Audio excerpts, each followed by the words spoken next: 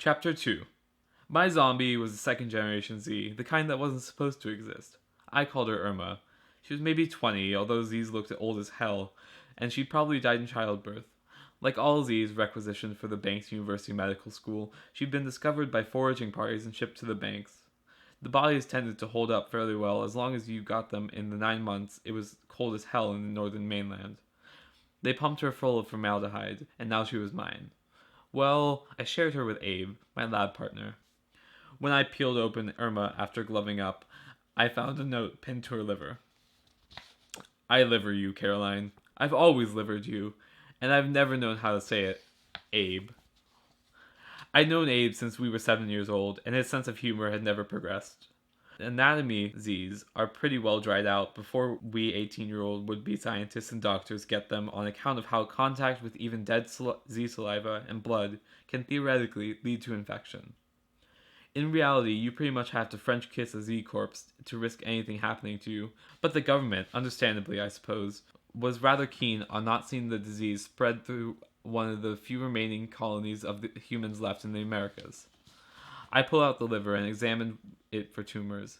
Z's get tons of cancer because D131Y turns out to be exceptionally carcinogenic and they eat little else.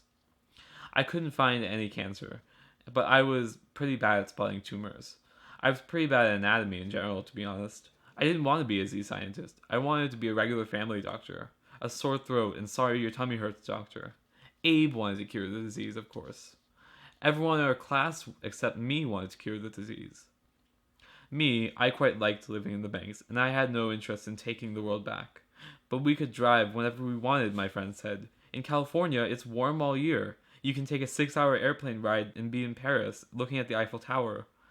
They made it all sound very romantic, but I read a lot of books from the B's, and honestly, it seemed every bit screwed up as in the A's, only with more people. The lab started to fill in a few minutes before class, everybody coupling off with their Z's. While I stood over mine, Abe walked in with Dr. McLean. She took off her coat, revealing a threadbare white lab coat underneath. White lab coats, I suppose, were not at the top of the plunder list for the crews on the mainland. So who had the cancerous liver? About half the class raised their hands. I kept mine down. Wrong, she said. None of these cadavers have cancerous livers. What you mistake for tumors are in fact something else. We know they're something else because they don't grow. They don't metastasize. And they don't appear to overtake the Z. Almost all Z's die of nutrient imbalances, one of which presumably causes the masses that you're finding in the liver. So what's going on? The class was silent. That's a non-rhetorical question, by the way. So many of you in the study of Z anatomy. Abraham, are you texting? Abe slid his phone back into his pocket. Sorry, I just have so many lady suitors. Professor, I never let it get in the way of my studies, but there are a lot of young women trying to get in contact with me throughout the day. Uh-huh, said Dr. McLean. Well, they'll be sad to learn that you'll be unavailable for the rest of the morning, as you'll be jarring and preserving these livers after class. But, no buts. We are engaged in serious business here, whether you choose to take it seriously or not. If we can identify the mechanisms that kill them, if we can find a chemical to spray on the crops, or a disease that might introduce into their population, the planet could be ours again. Abraham and I would submit that being part of such a civilization-changing event might actually further improve your standing with, and I'm sure they appreciate you calling them this, the ladies. Abe, defeated, could only shrug. He'd never won a fight with a teacher, not even in primary school, but it didn't keep him from trying. He was not great with the ladies, it rather goes without saying. Stretched and scrawny and still boyish at 18, Abe was the kind of boy you rooted for, not the kind you kissed. We moved on to an achingly boring discussion of the pancreas, which I couldn't even really see until we flipped our Z over and Abe cut her down the back, revealing the spine curved from the left bent over corn. And it occurred to me that people who spent all their time bowing down before the Lord might end up with the same problem. It made me stand up straighter. The muscles of the Z are amazing. No one knows if it's because they spend every waking moment of their lives working or because the virus itself functions in some kind of anabolic steroid. But anyway, we had to cut through the sinewy, meat-like muscles of her back, to get to the abdominal cavity, where the little pancreas, hidden among the larger and more famous organs, pumped a very different set of hormones into the Z's than ours pumped into us. The study of these hormones was one of the most exciting fields of research into the virus, but I could never quite understand why, because, as previously noted, all the super intellectual why Z's are Z's stuff didn't interest me very much. I just wanted to know what to do about strep throat given our supply of antibiotics was perpetually low and threatened by spoilage, and it cost us half the island budget to import a single plane full of medical supplies from the Africans. All of which is just to say that I zoned out pretty hardcore after the liver talk and Abe's subsequent humiliation. And really, I only tell you any of that to explain that Abe could not walk home with me that day as he usually would, because he was pickling innards. Right, so I walked home, which meant I was by myself when the storm siren went off. It was god awful loud, and I happened to be walking straight right past the barracks when it started. So, in addition to the screeching siren, our entire army was running around me like chickens with their heads cut off. I wove my way through them along the streets as people ran into stores and apartment buildings.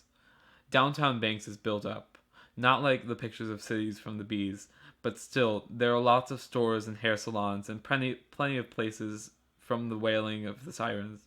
But I stayed outside, jogging toward home. All I could think of was getting to my mom and finding out what was wrong, and I felt kind of panicked, since I had never in my life heard the siren in a non-test situation. And also because the siren sound itself is just not helpful when it comes to maintaining calm. I hadn't felt this way since I was a kid, this aching need to be home, this belief that all would be well if only I could be inside those four walls with my mom. As I ran, I told myself it was just a drill, although the drills happened only on Saturdays. I told myself I'd go home and Mom and I would crawl into bed under the mountain of covers because the election coverage would be broadcast on the radio.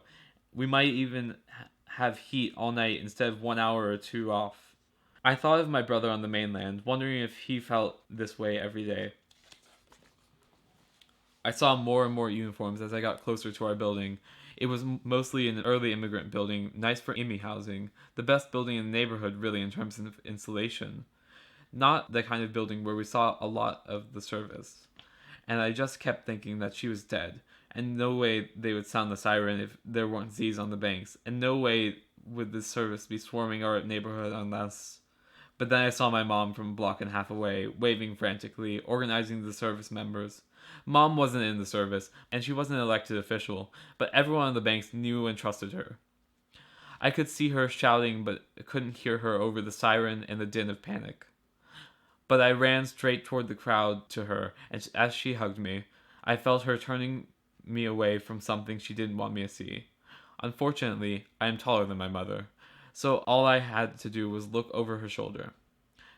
It was Mr. McIntyre, lying dead on the gravel sidewalk outside our building, shot many times in the head and chest. Next to him lay a late-stage Z, not unlike my cadaver, except with the unique skin pallor I'd heard my mother describe so many times. Dehydrated, piss yellow.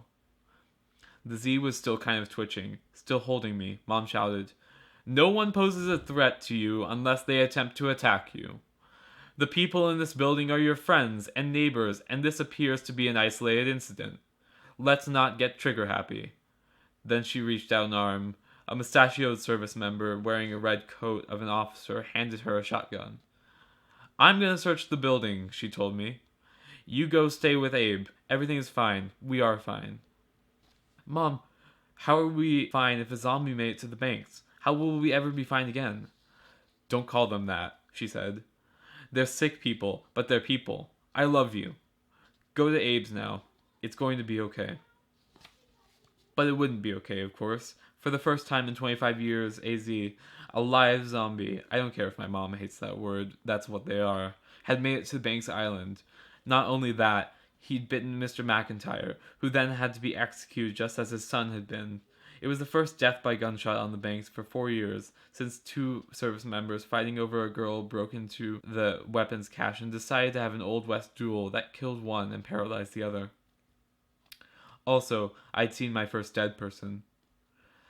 One gets used to carnage, of course, but you never forget the first dead person you see. The desperate mouth agape, the eyeballs nearly popping out of the head in fear, chunks of his face blown away, his arms not splayed out like I imagined a corpse would be, but clutching at his chest, his eyeglasses, salvaged from the mainland, worth at least a month's pay, shattered, only half on his face.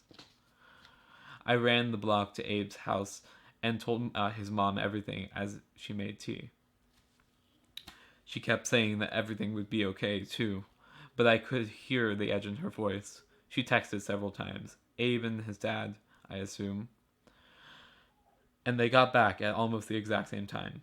I mean, it's not the ideal way to get out of pickling livers, Abe said to me as I hugged him. I pushed him away from me.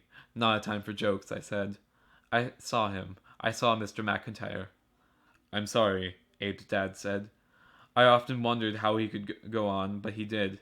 That heroism, I'd said, probably stood up to the Z too, and kept the Z outside. Imagine a Z in an apartment building. It'd be carnage. We sat down and huddled over tea, and then suddenly the power came on. After a few minutes, the radios got hot enough for us to take off our overcoats, and we huddled around it. It's a long way for the Z to travel. That's 20 miles of open water, and with the wind pushing him south. Side note, people always refer to Z's as him when the gender is ambiguous. This says a bunch of things about humans and about zombies. Well, at least it's over, Abe's mom said, then sipped from her teacup. How do we know it's over? Abe's phone beeped. He flipped it open. Can't talk. I'm here with Caroline. Shut up. She's like my sister. If I were going to set her up with a guy, believe me, it wouldn't be you. I voted for the Emmys, Natch. Dude, I can't talk. I'm just going to hang up. He looked at me. They all think you're pretty. It's so weird. You're weird, I answered. Your butt is weird, he responded. Your butt is weird, I said. Incorrect. I don't have a butt, he said. This was true. Too skinny. Abe's dad interrupted us. Prime Minister is about to go on the radio, he said. We left our tea.